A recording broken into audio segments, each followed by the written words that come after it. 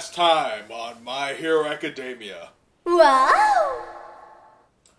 Yeah, so Deku is in some hot water right now, and so is Uraraka if she wants to keep her feelings for Deku under wraps still, because it's going to be a little awkward now during this little attempted love connection between Toga and Deku, but yeah, but it's Paracel Jutsu, and let's just get it right into my live reaction to chapter 348, Unrequited. Oh, poor Toga. Sorry, hun. That title doesn't bode very well for you. Okay, so weirdly, we start this chapter with like a whole bunch of text that's basically just a recap of who Deku is and like what One for All is, and like why, and the fact that All for One is like obsessed with the One for All quirk. It's the only quirk he's ever been obsessed over, and that he wants that badly. Then it says how he had encountered Toga before, of course, but he was oblivious to the fact that she had these weird romantic feelings for him. And I guess I don't know. I guess that's true, because it says. Because obviously she never just came right out and said it to Deku. I feel like I don't know. I can't remember exactly, but I feel like she may have said something about it to like Uraraka and Toga, like in during the forest training camp arc or whatever. But maybe not. I don't know. But yeah, so this is a shock to Deku's system now that she's just come right out and confessed her love to him, and he's just dumbfounded as he goes, "Did you say boyfriend?"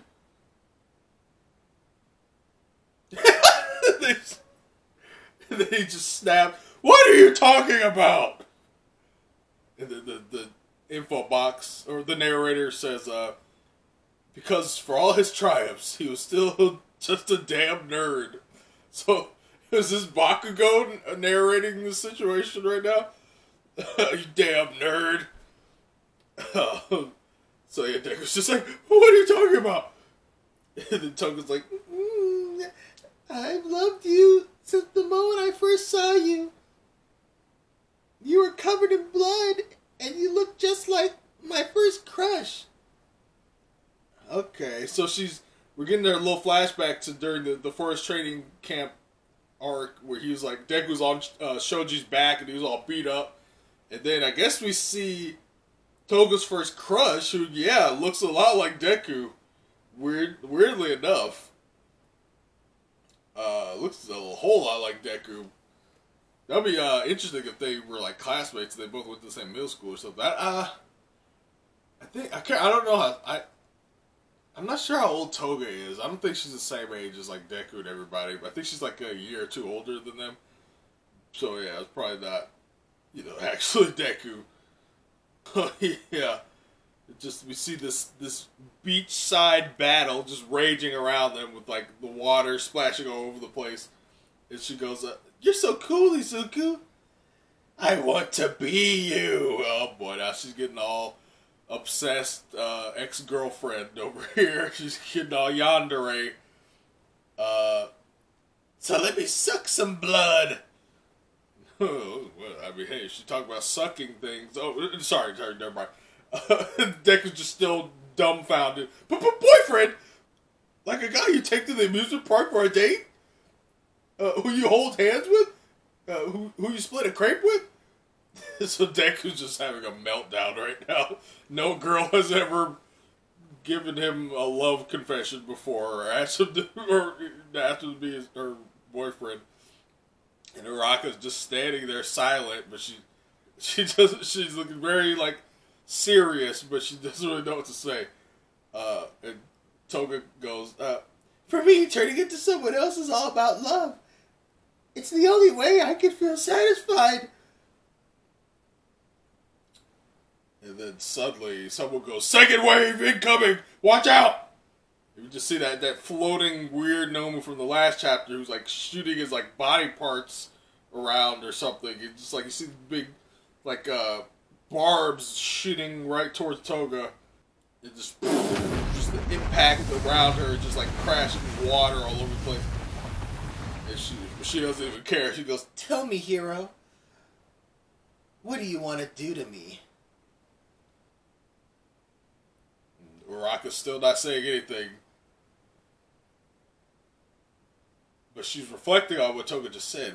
What do you want to do to me? And Deku's thinking, another attack's coming. He says, I don't know. He's thinking she can cloak her presence. Even if I lose her in this chaotic battle, she'll be one step ahead. Deku says, I always want her to be strong like All Might. So I get how you feel, Toga. Like how trying to be like someone else can feel fulfilling. She doesn't trigger my danger sense. So in a way, this is the worst matchup I could ask for. He continues, but I can't imagine wanting to share the same heart and mind as him. And I would never want to hurt someone I love. Oh boy, Toga has this like blissful, like insane expression on her face. She's like, And she's thinking back to the people in her life, in her past. Why can't you just be normal? Act like a normal little girl. Oh, she's thinking back to that annoying ass reporter bitch that she killed during the Daika City raid. How sad. She's thinking of Uraraka. If you're gonna live as you please, then you also have to live with the consequences. Wow, we get this cool panel of just like it's white, but you just see like Toga's eyes. That's really cool, like pretty. And she says, "Izuku, you're just like Ochako, and just like my mom and dad." And you see Deku and Uraraka as like a split panel as they're thinking. Thoughts of Himiko Toga popped into my head. Toga just lunges forward at him with her mask on and her machines ready to suck some blood. And she says, you think the heroes and those they protect are the only ones who count as real people. So people like you and I are destined to remain apart. And Deku's thinking, she looks so sad. You just see her tendrils like shooting all over Deku as she like sidesteps him in the white. It's really cool how this fight's happening on the water. It's like really beautiful. You see like the water under their feet. Uraraka's right on Toga. She goes, not so fast, Himiko Toga. I think Uraraka like tackles her, and she says, ever since we met that day, I've been thinking hard about you. Toga goes, oh? You haven't been on my mind. Not anymore. No, we know that's a lie. I thought maybe I had a shot with Izuku, but nope. I'm over all that now. And Deku goes, Uraraka! And I think he's conjuring up some black whip. She goes, Toga says, the world rejected me, so I reject the world. Ochako. I think she's behind, Toga's behind Uraraka with her knife, and she goes, it's sad, really. Oh, I was so sure you'd understand me. You see the knife coming down. After all, you and I both feel the same. You see like a panel of Uraraka like reacting like she got stabbed. I think you see like blood splurt a little bit.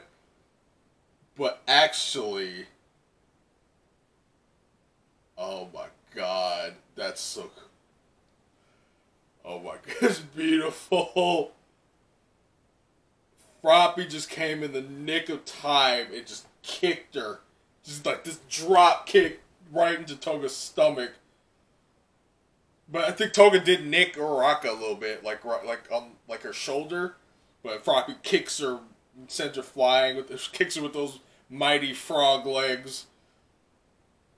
You know, and at the same time, Deku gets a black whip around Toga and like pulls her back away from Uraraka. And then he says, Asui! Suyu, I mean, Froppy!